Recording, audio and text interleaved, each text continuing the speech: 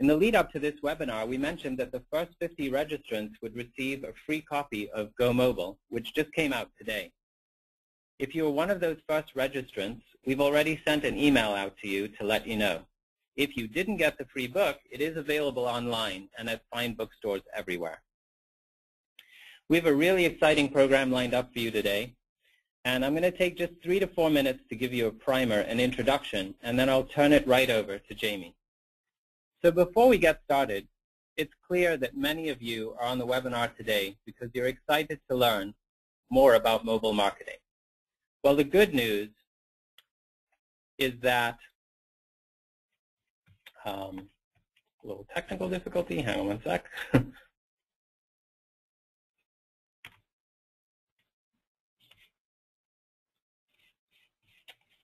good news is my PowerPoint isn't working. Hang on one sec.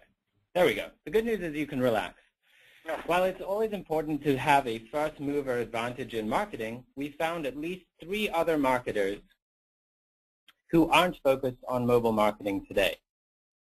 Rest assured, you're well ahead of these guys. In fact, you don't need to worry at all. There's really no need to rush into mobile marketing. It's not as if your competition is bearing down on you, as if actually hot on your heels. Probably you have a few weeks before all of your competitors build a mobile website. So there's really no need to jump in today. And if you're concerned that your customers are moving quickly to mobile, you probably don't need to worry about that either. There are only 83 million Americans using smartphones, and there are probably plenty of others who are perfectly happy with their feature phones. Well, okay, kidding aside, now that we've taken the pressure off, or maybe we put it on, let me tell you briefly about BlueTrain Mobile. We enable you to create a beautiful, professional, and functional mobile site that's optimized for the world's most popular mobile devices. Our mobile solutions are tailored for you. If you're a small business marketer, we offer a self-service product that enables you to build your own website. If you're a professional marketer in a medium-sized business, we offer 2 options. Either build it yourself, or we can build it for you with an expert team of partner agencies and designers. For large enterprises, BlueTrain is available with a completely customizable SDK. And if you're an agency or marketer, we have a partner program that enables you to build multiple websites for your clients. So what makes us different? We enable you to create a professional and unique design. We offer advanced navigation that's been through multiple rounds of usability testing, and our platform is easy to use. Our best customers are the ones who've researched the competition. What we hear from them is that unlike other mobile CMS platforms where you're stuck with a cookie-cutter template, BlueTrain Mobile enables you to combine a unique mobile design with a completely standardized backend. Here are some sample sites built on our platform. You can see that the colors, branding, imagery, and overall designs are really unique for each brand. At the conclusion of this webinar, I'll share a special free trial offer just for webinar attendees and registrants. We hope you have an opportunity to try our platform. So without further delay, I'd like to properly introduce our speaker. Jamie Turner is the author and publisher of the 60-Second Marketer. He is a regular guest on CNN and Headline News on topics of social media, mobile marketing, and digital marketing. Jamie consults and has worked with brands such as AT&T, CNN, Motorola, and the Coca-Cola Company. Jamie has been profiled in the world's best-selling marketing textbook and is author of How to Make Money with Social Media and Go Mobile, which is available online and in fine bookstores everywhere. As Jamie gets started during our webinar today, please feel free to ask questions using your GoToWebinar control. And where appropriate, I'll relay some questions to Jamie. We'll try to save some time for some questions at the end as well for Q&A before we wrap up. If for some reason you don't get your question answered, feel free to email info@bluetrainmobile.com after the webinar, and we'll be sure to get back to you. You can also follow along on Twitter at #GoMobile. So feel free to follow along the conversation on Twitter as well. Jamie has a great presentation lined up for you today, and we're excited to get started. So Jamie, over to you. Great, Stefan. Thanks a lot. I sure do appreciate it. Looking forward to this. We're going to transfer over to my screen here. Right now, you should be seeing on the screen a title card that says How to Get Started in Mobile Marketing and BlueTrain Mobile logo down there. Welcome. Glad you're here. We're going to have a great spin through a lot of different things here. I'm going to move through things relatively rapidly. As we're going through, be sure to ask your questions in that pane over to the right that says the questions category, and you can just type them in there, and Stefan will interrupt me as we go through things, and we'll keep the presentation interactive in that sense. So let's kick things off. The hashtag for today's event, as mentioned, is #GoMobile. If you want to tweet about what we're talking about here and some of the things that you'll be learning, feel free to do that. As mentioned, I'm the co-author of How to Make Money with Social Media as well as GoMobile. I'm the founder of the 60-Second Marketer and a regular guest on CNN and HLN on the topics of social, mobile, and digital media. That's a picture of the book. It is now available in fine bookstores as well as some not-so-fine bookstores around the globe. Let's talk first about mobile media facts and figures. One of the things I like to do when I speak around the globe is talk about basically what's the story with mobile media. How do we know that this is really going to be the impactful thing that we're thinking it's going to be? And here's some really interesting things. Point number one, there's 6.8 billion people on the planet. 4.0 billion of them own a mobile phone, and only 3.5 billion own a toothbrush. Now, for those of you that are out there, yeah. Jamie, sorry to interrupt. I just am noticing now that we're not able to see your screen. Oh, okay. Well, that's cool. I'm going to go, no worries. I think I got to press that button right there, and you should be seeing something on the screen that says Mobile Media Facts and Figures. All right, we're all set. Thanks. Excellent. That was my fault, user error there. And so that first point is really actually kind of interesting, which is that there are 6.8 billion people on the planet, and only 4.0 billion of them own a mobile phone, and only 3.5 billion own a toothbrush. Now, we were so fascinated when we first came across that statistic that we went back and did additional research in it to verify it, and it really proves out to be true. So that should give you a sense of the impact mobile is having on a global basis. And now the second bullet point, the growth rate of the iPhone was 10 times faster than the growth rate of AOL. What's even more amazing about that data point is that the growth rate of Android has been faster than the growth rate of the iPhone, which was 10 times faster than the growth rate of AOL. So things are just taking off at amazing speed. Gartner Group predicts that by 2013, the #1 way people will access the Internet will be through mobile devices. Everybody on this call and the webinar today has probably accessed the Internet at one point or another using their mobile devices.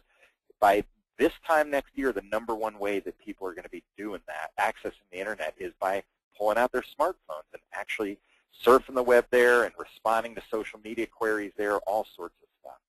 Next bullet point is mobile coupons generate 10 times the redemption rate of traditional coupons.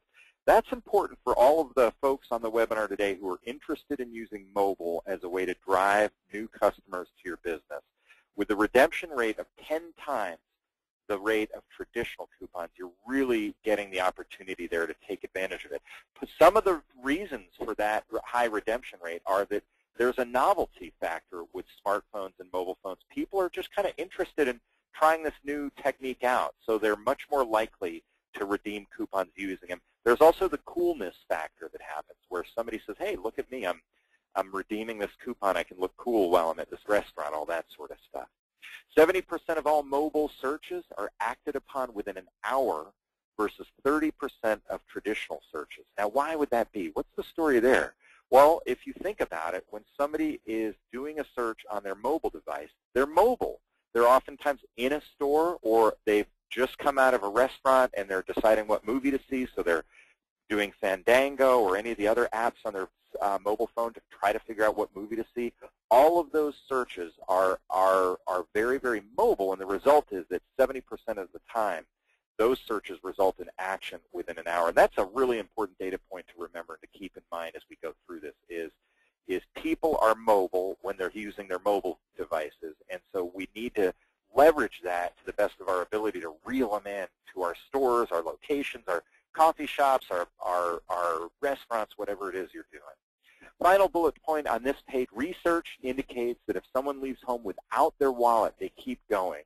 But if they leave home without their mobile device, they'll turn around and go back and get it. And I don't know about you guys, but that's definitely the case with me. I'll always turn around and go get it because you never know when you're going to need your mobile device. A lot of times you leave the home without the wallet, you keep going because you're just going down to the tennis courts, or you're going to go pick up your child at school, whatever the case may be. So let's talk about how businesses are using mobile marketing to grow revenues. That's kind of one of the key things that we want to look at is what are the fundamental things we should know about from a mobile marketing point of view, and kind of lay a foundation for what are the tools that are out there. Well, this is a list of the tools that are out there. And by the way, BlueTrain Mobile is recording this webinar, and we'll make the slides available to you after the webinar. So you can come back to these and check these out as we go through them. Mobile websites is one of the key things that we'll talk about. Of course, BlueTrain is an expert at mobile websites. SMS, or short message service. MMS, which is multimedia message service. Mobile display ads, which are basically mobile banner ads. Mobile paid search. Something called location-based marketing. We'll talk a little bit about that as we go through this. Apps, 2D codes, and then, of course, mobile email and tablet computing. 69% of all smartphone users have checked their email using mobile devices. So mobile email is something that people are doing more and more of. I bet most of the people on this webinar right now have sat at a stoplight, delete all those emails that you get coming in every morning so that you can get into the office and get a fresh start with a limited number of emails. So let's take a look at the different platforms that are out there. And again, I'm going to encourage you to ask questions over in that right panel as we go through things. But there's 4 different primary platforms or operating systems for smartphones: Android, BlackBerry, iPhone, and Windows. Android and iPhone, of course, are the dominant platforms out there. BlackBerry, which is research in motion, has a 20% market share now, down from 50% in 2009. So it's dropped dramatically. We'll see if BlackBerry, a nice group of people up in Canada, can bounce back from that. We don't know. Microsoft Windows actually has a very easy-to-use mobile platform. And for those of you who are always thinking that Apple has a handle on ease of use and usability, Windows actually is a pretty good platform. They're at 9% of the mobile market share right now. So let's talk about how consumers use smartphones. Well, 82% check and send email, 56% read news articles, and you can see the statistics on this as you go through things. That bottom one, 63% use a social networking website on their smartphones. So there's a lot of activity and a lot of different kinds of activity that go on during when people are using smartphones. So keep that in mind as you're trying to think about how to leverage mobile marketing for your own business. Remember, people are using mobile in a lot of different ways, and that opens up the door for a lot of different categories of usage for you to leverage as you drive people through to your business using mobile marketing.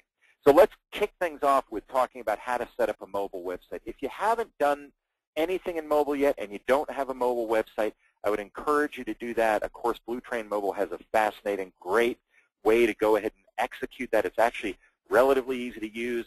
It's a quick start program, and it also is a great tool for people who want to get into it. Most of all, it allows you to customize things pretty well. On the left-hand side of your screen right now, you're seeing the 60-second marketer website, my website, as a standard website. That's a no-no. That's not what you want on a smartphone. What you're looking for is simplified design over on the right-hand side. Real simple, kind of thumb-friendly things that you can do with a mobile, with a smartphone site. So keep that in mind as you go through that. Here on this side, you can see a lot of the different things that mobile can do. And I'm going to talk real briefly about some of the best practices for mobile. And Stefan, I'm going to turn it over to you in a second to see if you want to make a comment about this slide as we go through it. But before I turn it over your way, there's a couple of things I want to remind you of as you're thinking about designing a mobile website, whether it's using BlueTrain or however you're going to do it. One is design for visibility. People like to look at things on all websites, in particular on mobile sites. They want big, bold graphics. You want to simplify your navigation so that things are easy to navigate through. We talked about being thumb-friendly. Try to avoid forms. It doesn't mean you don't want to have forms. It's just if you do have forms, forms on your mobile site where you're asking people to fill out forms, then you're going to want to keep the fields limited in terms of the number of fields they have to fill out because people don't have as much patience. And Stefan, why don't you walk us through some of the things that we're seeing on the screen here? There's some examples of some of the mobile sites that you guys have designed. Sure. I think one of the things that we highlight in our showcase, which you're seeing here, is a diversity of different kinds of solutions. And I think this is a great place to go for people to get some ideas. Top left, you've got Beth Israel Deaconess Medical Center, which is one of the large hospitals in this region. You've got a university right next to that. There's a staffing company that's called Winter Wyman. So one of the things that I think people can kind of get an idea from is sort of, well, what are the kinds of content that people are using on mobile websites? What works for different types of industry verticals? And I think that one of the things that's very important for mobile websites is to be able to capture the brand essence in just a few seconds of people's attention. And so I think that these sites sort of can provide some examples and ideas for people about potentially what might work for them.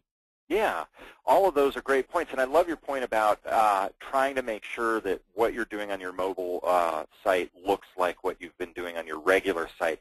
That's definitely something to keep in mind as you move forward, as you want a consistent experience so people feel comfortable going back between the two. Well, here are a bunch of different ways that I'm sorry, Jamie. Yeah. Sorry to interrupt, but we got an interesting question. Someone had asked smartphones versus tablets and what might be some of the differences in approach with regard to mobile marketing.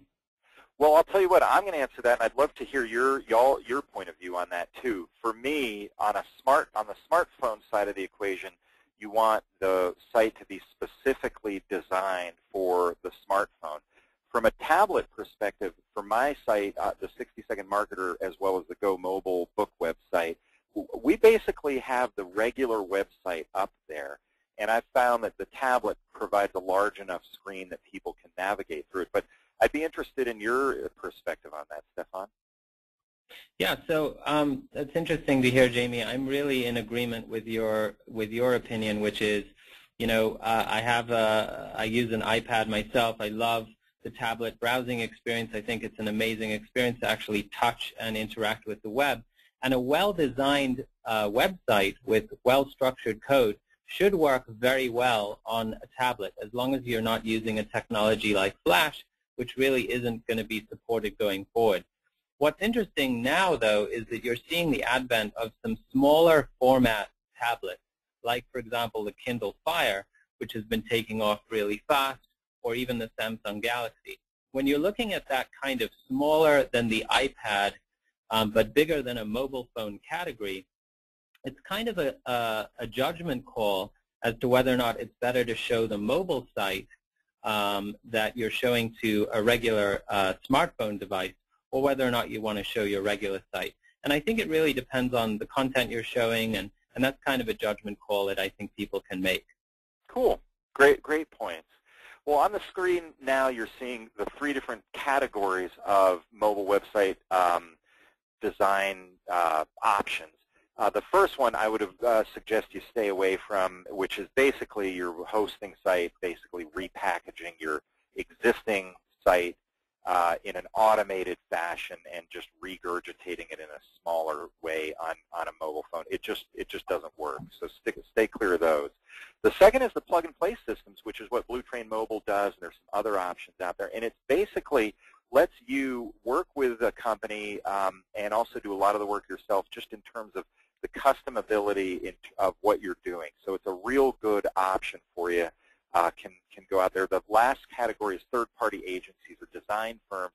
You know, that's really for companies that if you got a lot of money to spend and things like that. But if you're trying to do something that provides customability as well as the ability to have consistent branding across your mobile platform versus your desktop, those plug-and-play systems certainly seem to work very well. Let's talk about the essential things you need to know about mobile websites. One is get inside the mind of your customer. Remember, they're mobile, so you have to keep them moving through things. You have to acknowledge that and know that they don't want to be doing in-depth pages on your mobile website that have your corporate philosophy or, corporate bios. Things like that are not to be put on your mobile site. It's really quick things that you want to just touch base on. Analyze your customers' thought sequences. Well, let's take a customer.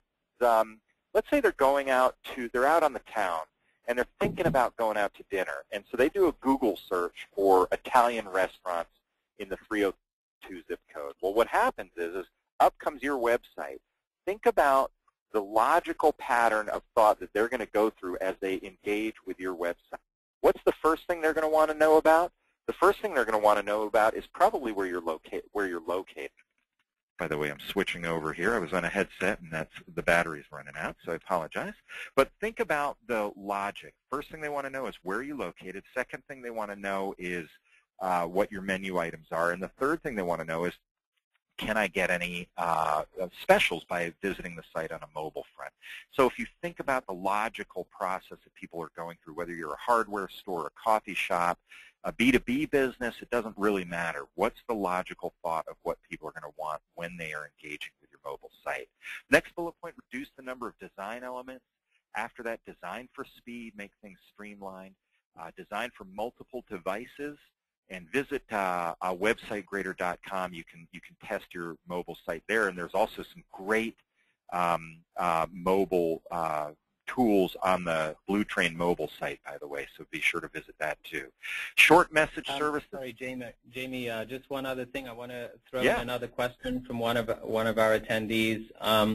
Question is related to Flash. So related to your last slide about some of the essential things to know. I think some people have questions about, I think a lot of people out there know that Flash isn't supported on mobile, but one of the questions is, what are some of the alternatives that people might consider? If you think about, well, let me give an example of something I did that actually didn't work, and you can learn from my mistake. I embedded a YouTube video into a mobile site that I was doing for myself, a promotional piece, and it was really just a way to say, hey, I'm greeting you, and here I am, on your mobile device as a video. And what happened was, as fun as that was, it takes a little bit of time for a video to download onto your mobile device. So so they're fixing some of that, and it's streaming a little bit faster, but when I did it about a year ago, it was a slow to load thing. So what I tend to do is keep things simple, keep things streamlined, and not use Flash or video at this stage of the game. As 4G networks come online, you might reconsider that, but for now, I just try to keep things as streamlined and simple as possible because I had some research the other day. I'm not going to remember the specific data, but it was from Google, and it said that the 50% of all, it was something like this, 50% of all people who access a mobile website feel as though 5 seconds is too long for it to load, something like that. That's not the exact data point, but it's directional in the sense that, hey, you got to make sure it loads quickly. That's great.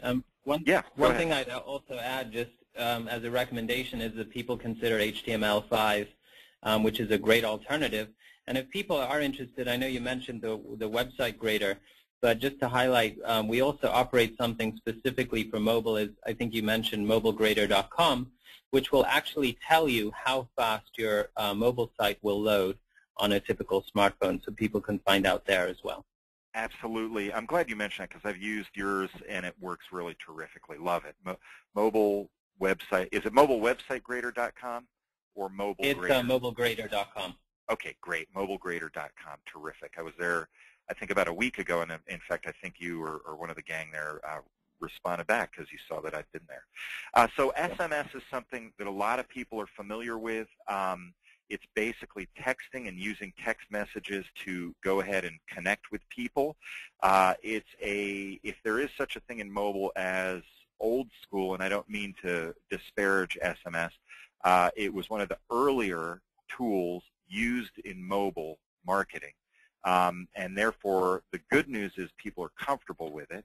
The downside is that it's a little bit, it's considered maybe just past its prime. Now, let me do these bullet points. I want to mention something to you about the fear a lot of people have about spamming on SMS, and I'm going to address that in a second. But according to the CTIA.org, text messages are read within 4 minutes of receipt as opposed to 48 hours, which is typical for an email.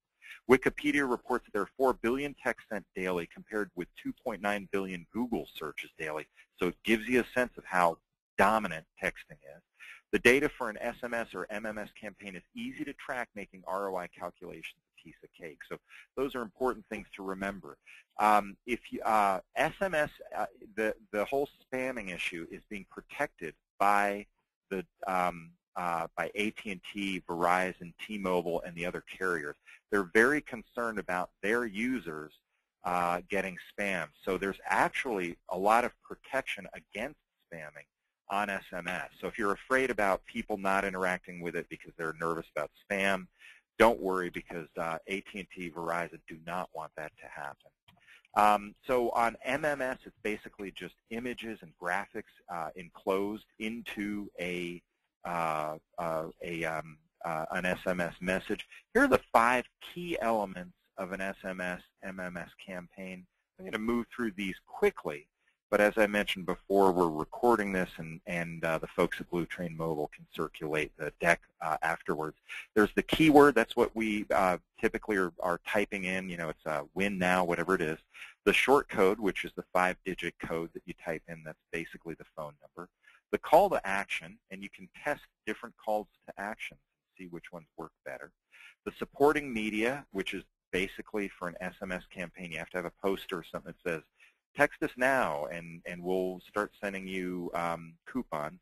And then the response, which is the follow-up message, an all-important message that comes from the person running the SMS campaign that sets expectations for how what the user should expect as they go through the experience with SMS. So bottom line on SMS is it's a tiny bit old school, maybe a little bit past its prime, but still a very good tool if you want to use it for promotional usage in terms of getting people out there to your company. Let's talk about mobile display ads, a fancy term for basically banner ads. Here's one thing I'm going to encourage everybody to do after you get off the call today. Get on your smartphone.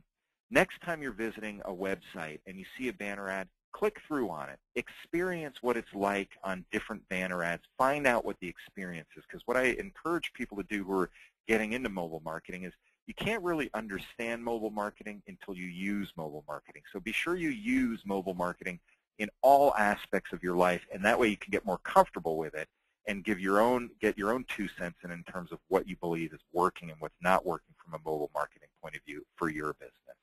So mobile display ads are planned and bought through an ad agency or via mobile advertising network. Popular networks include iAd, Millennial Media, AdMob, and others. They're sold on a cost per click, cost per acquisition, or cost per 1,000 basis. I won't go through the details on each one of those because it's would be too time consuming, but a lot of people are using just different ways to do banner ads. Here, I'm going to go through a bunch of different kind of experiences with display or banner ads. On the left-hand iPhone on your screen, down at the bottom, this is in the main part of the screen. You're seeing a website for DirecTV. At the bottom, you can't hardly see it, but it's a banner ad for Lexus. When the user presses that banner ad, they go to the middle screen. In this particular case, what happens is the user goes to a middle screen that has a map on it showing you where the nearest Lexus location is. They use geofencing, something called geofencing, which enables the provider to know where you're located and then be able to give you a map of a nearby location to where you are. And you can see that right there in that middle box. And then, of course, on the right-hand side is, hey, if you press that, you'll be able to download the information into your contact database. This is particularly useful if, let's say, you're an auto repair shop. Somebody is sitting around and they're surfing around saying, I need an auto repair shop. They see your ad. Boom. They see how close you're located to where they are and can get there. Coca-Cola uses a lot of mobile marketing. They've done something where you can upload a picture of yourself hanging out with a Coke, giving the user the experience of seeing themselves in the Coke experience on their mobile phone. So another good use from a branding perspective. Here's what McDonald's did down at the bottom. They basically, the user would click that McDonald's ad, and what would open up is not a website or anything like that, but a text message that people could forward to their friends that said, hey, bring this text message into McDonald's and you'll be able to go ahead and get a discount on McDonald's hamburgers. So another innovative use of mobile marketing. Again, on this one right here at the bottom, you see Geek Squad. Well, Geek Squad said, hey, a lot of people just want to have us on their mobile device, our contact information, for the next time they have a problem with their computer. If you have a problem with your desktop computer, how are you going to get Geek Squad's phone number in order to call them? Well, you can go to the yellow pages if you can find any, or you can go ahead and, with this ad, click the contact information that Geek Squad has put on your phone for you when you press their ad. So a lot of cool uses of mobile display ads that we're seeing here. On this one, it's a website where down at the bottom, Target said, hey, press this. We're going to show you our weekly specials, and then you can press another button in that center screen where you can forward via email, not text, but via email, these specials to your friends. So it has a viral capability to it. What about if you're running the Jersey Shore and like MTV does, and you want to announce the premiere to a lot of people using mobile? Well, what are you going to do? You're going to run an ad like the one on the bottom. Right in the middle, it says add Jersey Shore premiere to your calendar. You press OK, and it drops it into the calendar on your iPhone or your Android device. Very, very cool use of mobile marketing again. And here's another rehash of the idea we saw earlier with Coca-Cola. It's slightly different in that you can take an actual picture right there of yourself in the Puma store, and then upload it, and then they will pick you for a chance to win a shopping spree at their store based on the people who uploaded photos to their website using that. So a lot of cool uses of mobile banner ads. Stefan, any questions from the folks listening on that front? Yeah, there was a question actually, and maybe this is something you're going to go into in a few minutes, but as you're talking about display ads and we're talking about how to promote mobile websites, there was a question related to mobile analytics and sort of if there are any recommendations for tools or approaches for analytics. Yeah, Google Analytics has their analytics tool set up so that you can use it to track the data coming in, the hits to your website, and then track where they're going on it. So Google Analytics is already set up for that, and all the other analytics tools that are out there are set up for those for mobile as well. If you're on the small side of the equation or getting money for analytics is difficult, then stick with Google Analytics. If you're a larger corporation, there are some more robust analytics platforms out there. But anything that is digital can be measured. Anything that's measurable should be watched, and that's what the analytics does. Let's talk about some of the other categories on mobile paid search. Here are some of the activities conducted on mobile devices. This is similar to the data we saw before, but a slight twist to it. 18% of search for local products and services, 16% of search for information on movies and entertainment. A lot of different uses of mobile devices there in terms of engaging and actively doing things and searching for things on their mobile devices. Given the fact that a lot of people have searched on their mobile devices, it's up to you as a business person to go in and really kind of leverage that to your benefit. Well, one of the things that you can do on that's low-hanging fruit is mobile paid search. It's easier than you think to use mobile paid search. A lot of people are a little intimidated by it, but it's one of the first things I'd encourage you to do. Let's look at some of these bullet points. Traditional paid search is perfect for lead generation, e-commerce, and products that require in-depth research. Mobile paid search, on the other hand, is perfect for quick information on low-consideration products or services. 70% of searchers completed their task within 1 hour, as we mentioned before, compared with 30% for desktop. So when you have people that engaged, you're able to leverage it as much as possible. Well, Here's some of the other advantages with mobile paid search. One is there's less competition than with traditional search. People aren't using mobile paid search that much right now, so you can bid for keywords a lot less expensively. Local queries are the norm. Movies, restaurants, bars, coffee shops, those kinds of companies should definitely be using mobile paid search. Click to call and click to map are important as you do your mobile search campaign. Make sure you have a button that people can press it, say, find out where we're located by clicking here. Voice search is now available for all major search engines. That's important to remember because the 60-second marketer, my website, comes up, as you can see, as the number 60-second and then the word marketer. And of course, when I came up with 60-second marketer, it was before voice search, but now that's starting to cause a little bit of a problem from a mobile search point for me. Here are the essential things to know. Yeah. Sorry, can I dive in with another question from one of our attendees? Yeah. As you're talking about paid search, one of the questions was just sort of, can you give a rough idea of how much it might cost to do a mobile advertising campaign per week or per month? Yeah, the cool news is on display campaigns and paid search, it doesn't cost that much to get in. On a display point of view, and that's the banner ads, you'd go to an ad network and say, can you run, I'm a small business, a local business, and I've got a few $100 a week to run on mobile display ads.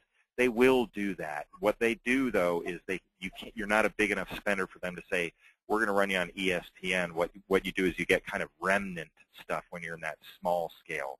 And remnant is those extra spots that are available out there for websites that haven't sold all of their inventory. The second thing is that you can do paid search for, I forget what it is on Google, but it's next to nothing. I mean, you can go down to, I think it might be $5 or $10 a day. I cannot remember, but that would be a starting point for you there. So let's talk about some of the essential things to know about mobile paid search. Voice search, as I mentioned, is increasingly important. You can use Google's mobile keyword tool, not their regular keyword tool, but they have a special one that's a mobile keyword tool. You should separate your regular desktop search from your mobile search campaign. So keep the two separate because you want to be tracking that data differently. Be sure to add mobile-oriented terms to your keyword list. Remember when we talked about people being mobile when they're using their smartphones, that's important to keep in mind. So you'd want to buy keywords like, if you're a Pizza Hut location, Pizza Hut locations, because that's what people are searching for, or Walmart location on Peachtree Street, or UPS store locations near 30342, that kind of stuff. And then also urgency terms like plumbing emergency, things where automobile emergency, insurance emergency, things like that that are urgency terms. And you can even target different ads by carrier to see if users act differently. So you can target Verizon users versus AT&T users versus T-Mobile users and see how they respond. Well, one of the big things out there right now is location-based marketing, and that's 4 different categories: location-based services, which we'll talk about, near-field communication, Bluetooth marketing, and location-based advertising. If anybody on the webinar today has used Foursquare or Gowalla or Where or Google Places or any of those things, basically what you're doing is using a location-based marketing tool. So here's, remember when Tom Cruise was in Minority Report and he walked into the Gap store? The Gap store recognized who he was and started serving up ads to him based on his location in the store. That's what location-based marketing is all about. It's actually about using the user's location to talk to them and to engage with them about where they're located. Well, there are a lot of services out there. The first category of what we're going to talk about are location-based services. So that's Foursquare, Gowalla, Scavenger, Yelp is even a location-based service. It's essentially an app that you'll download to your phone. You'll use it and interact with it. If you're a Foursquare user, you'll go in and check in at a different location and say, I'm here. And if you check in the most times over the course of 30 days, you win things. If you do Scavenger, there are scavenger hunts and things like that associated with that. Even Yelp, where you can rate the restaurant or coffee shop or store that you're in and let other people know what you feel about it. That's essentially location-based services, apps and tools that can know where you're located and engage with you based on your locations. Well, here's some tips on using location-based services. First of all, claim your business. Everybody on the line today, after we get off, you should go out to the key ones out there, at least Foursquare, Where, and Scavenger, and Yelp, and jump out there and claim your business. That's nothing more than registering your business with those websites. Why do you want to do that? Because you don't want a disgruntled employee doing it on your behalf. So you just want to claim them, which is just raising your hand and saying, I'm the official representative of this. Reward first-time visitors. You don't have to wait until the person who's visited your location the most times over the course of 30 days wins something. Reward them for getting there the first time and checking in. Promote change deals often to keep things interesting for users. Promote group check-ins. The more people in a group, the better the deal that they get. Interact with customers. Make them accomplish a small task like an origami napkin. They have to create an origami napkin in order to redeem the coupon. And then promote to those checking in nearby. Chili's did a fabulous promotion where they went out and said, everybody checking into Chili's gets free cheese dip. Better still, everybody checking in within 200 yards of a Chili's gets free cheese dip. Now that's a great way to reel people in who are checking in at stores nearby and say, hey, you might be hungry right now. Why don't you come on over to Chili's?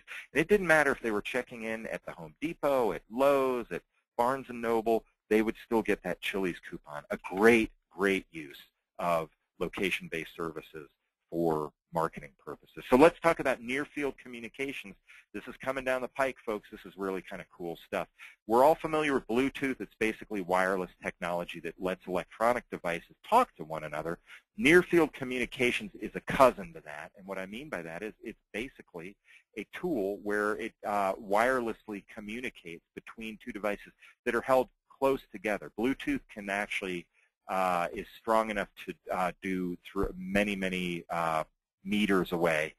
Near-field communication, the devices have to be within 10 centimeters, so it's just for very near communication. How is it going to be used? Well, some people are using the app called Bump to transfer information to each other using their mobile devices. Two phones with Bump on them, bump together, and they transfer their contact databases, their contact information to each other. But more importantly, Google and other companies are coming down the pike with things like Google Wallet, where you'll have your smartphone, you'll have Google Wallet on your smartphone, you'll just wave your smartphone over this device, and it'll deduct the cost of your cup of coffee from the device. And so what will end up happening is you'll have to actually activate Google Wallet in order to swipe it, so that it won't be able to take money out of your Google Wallet without you knowing about it. But once you've activated it, you can just swipe it and it'll deduct things from your Google Wallet. So what will end up happening, by the way, on that is people will put money into Google Wallet. It's like a holding pen. They'll take $100 at a time, drop it into Google Wallet from their bank account, and then just use Google Wallet that way. That'll prevent anybody from having access to your bank account. They'll just have access to things like Google Wallet and the other tools that are out there. Bluetooth can communicate a little further away than near field. As we mentioned, you can actually have Bluetooth communication from very far away, and here are some innovative uses of Bluetooth right in the middle. The Mini went out and said, hey, if you set up your Mini with Bluetooth, and type in your name in your Bluetooth on your Mini, then when you drive under this billboard in New York City, we'll go on and tell you to motor on. And as it stands, a guy named Jim was the only guy ever to do that, and he drove around that block hundreds of times just to see his name in lights in New York City. All joking aside, let's talk about location-based advertising.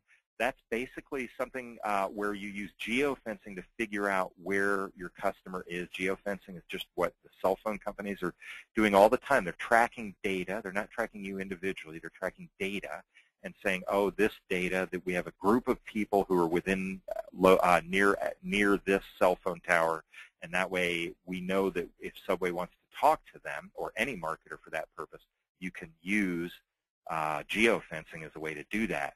SMS, display ads, and paid search ads can be targeted this way by location. Subway in the UK used location-based SMS to provide discounts to customers who walked by their store.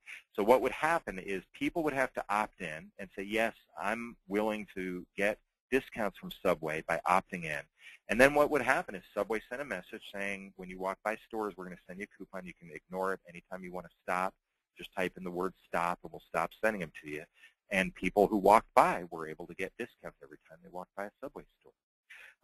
Here are the essential things you need to know about location-based marketing. One is address consumer confusion. People are sometimes a little bit confused by the whole idea behind location-based marketing, and so you have to kind of walk them through the process.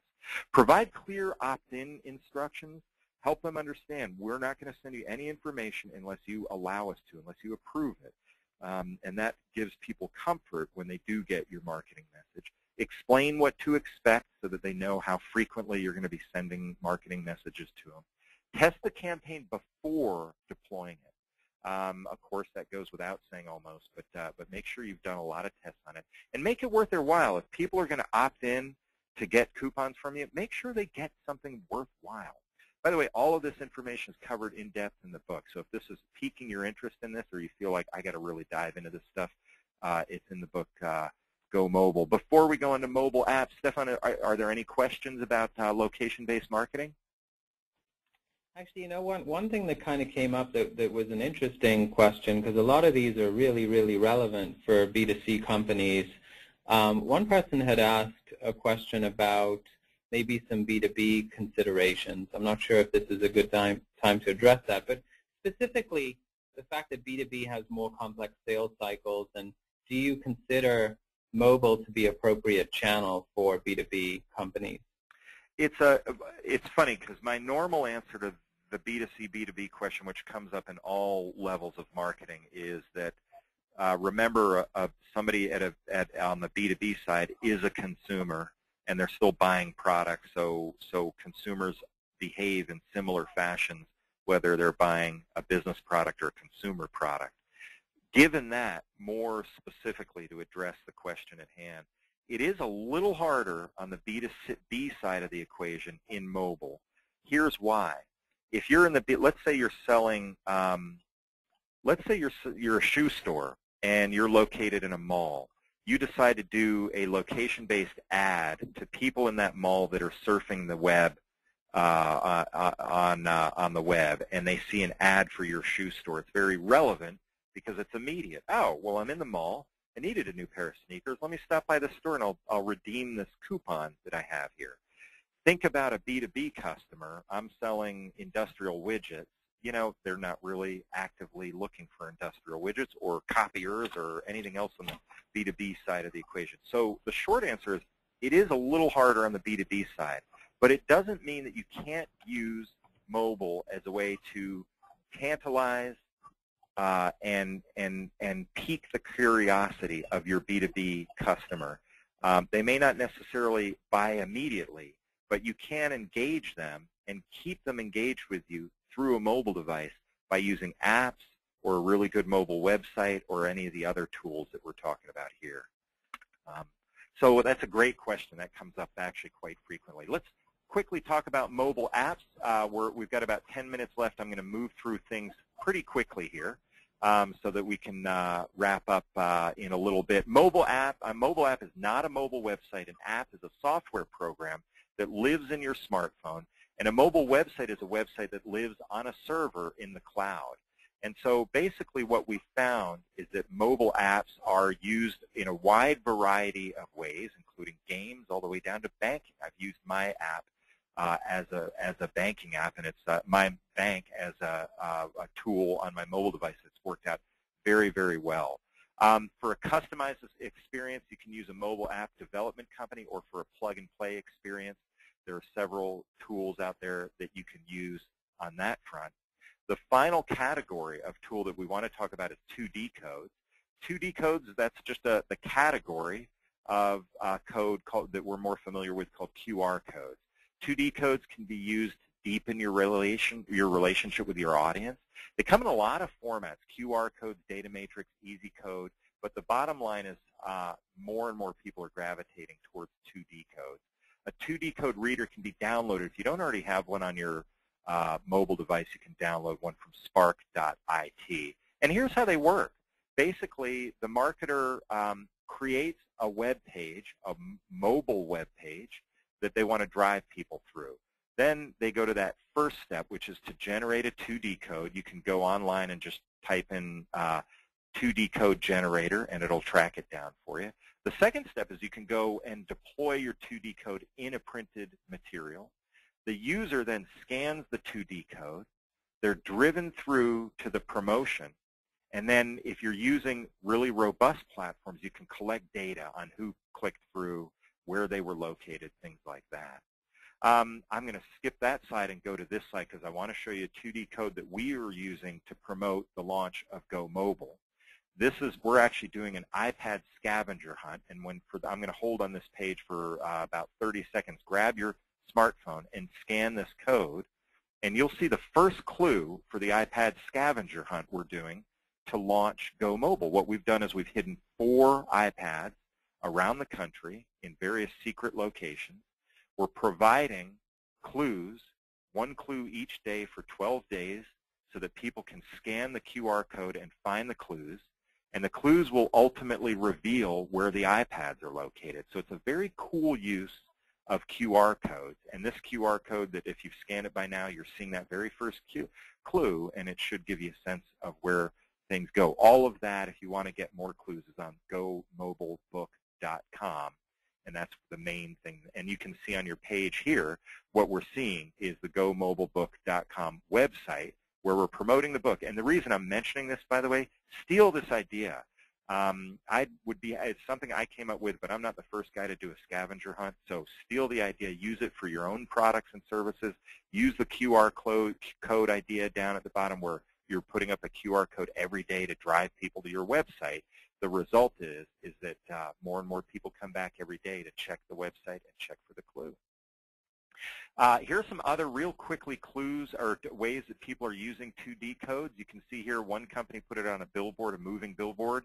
You could scan the 2D code and see the picture without the big white bar going across, and that was a tantalizing way to get people to engage with their product and service. You can put it on "Hello, my name is" tags and have people scan the code and automatically drop their contact information into your smartphone. You can put it on T-shirts, as you're seeing here.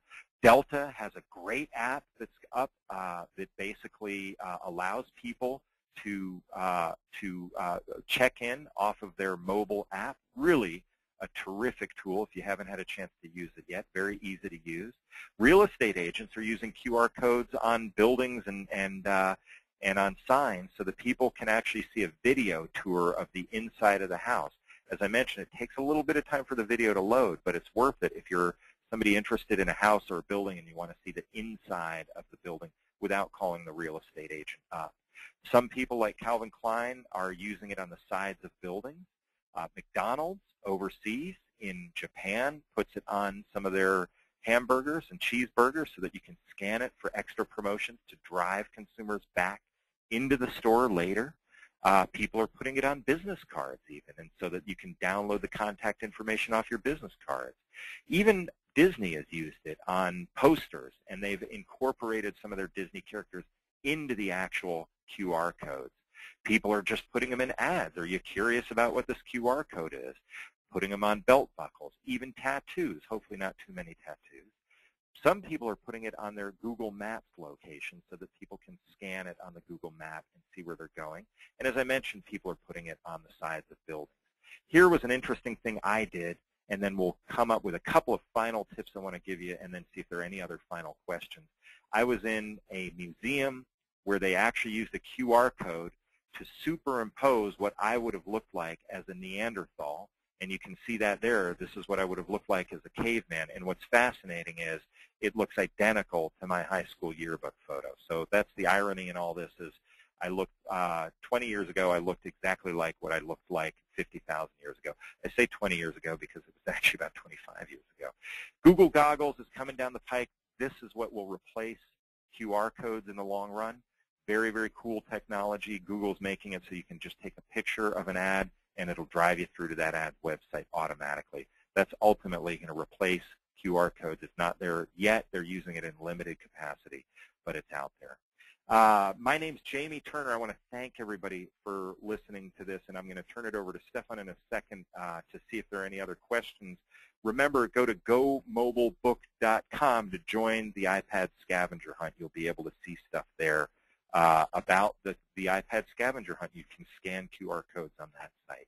Stefan, let me turn it over to you, and let's see if there are any wrap-up questions as we conclude.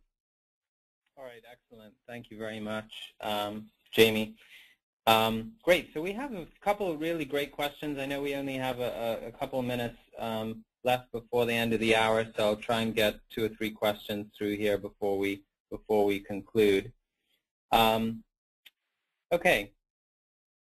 So one of them is a question related to how best to integrate your mobile campaign with social sites like Facebook and Twitter. That's a great question. It's an interesting one. It's an evolving arena. People check in on Twitter, Facebook. In fact, some research I had just the other day was more than 50% of the people who were on Twitter and I'm blanking on it was not Facebook, check in on their mobile devices, and 45% of Facebook users check in on their mobile devices, check into Facebook. So the usage is very, very high. How do you use the mobile usage of Facebook, Twitter, LinkedIn, any of these other tools specifically to drive people through to your business? It's the same technique you would use if you were driving them through to off of a desktop. So in other words, if you're going to run a promotion on Facebook, you would run the promotion and just say click here, and you would want to make sure that any promotion that you were driving people through to clicked through to a mobile optimized site, so that the times where somebody's on their mobile device and they're clicking through on Facebook, they're going through to a mobile site, not a regular site.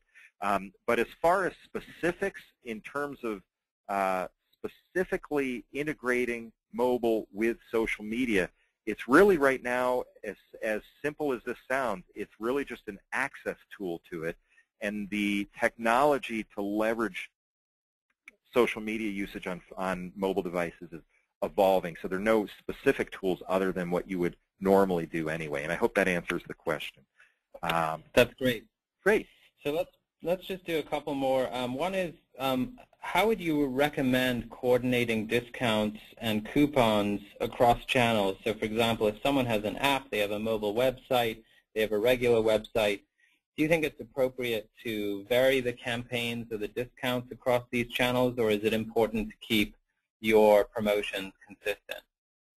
I think it's important to keep the promotions consistent. I think there was some stuff I came across years ago where pricing was different for various, in one coupon book it was different than it was in the next coupon book, and as we all know, that frustrates people. Let me give you a very relevant example. It's frustrating to find out that a cable company, for example, is providing my neighbor a vast discount over what they're providing me, because I'm like, hey, why is my neighbor special and I'm not?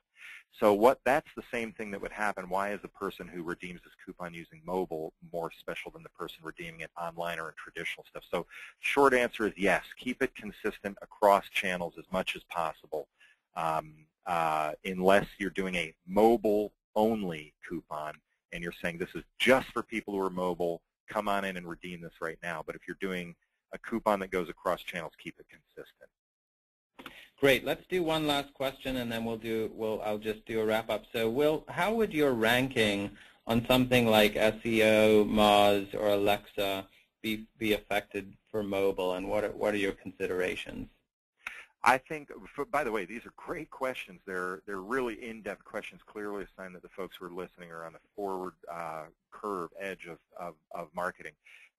What we're finding more and more of is that the more usage people have across all platforms and channels, the better your SEO. So for what I'm really saying there is, as you know, in particular with Google and Google+, the more you're using Google+, the more Google is helping your SEO rankings.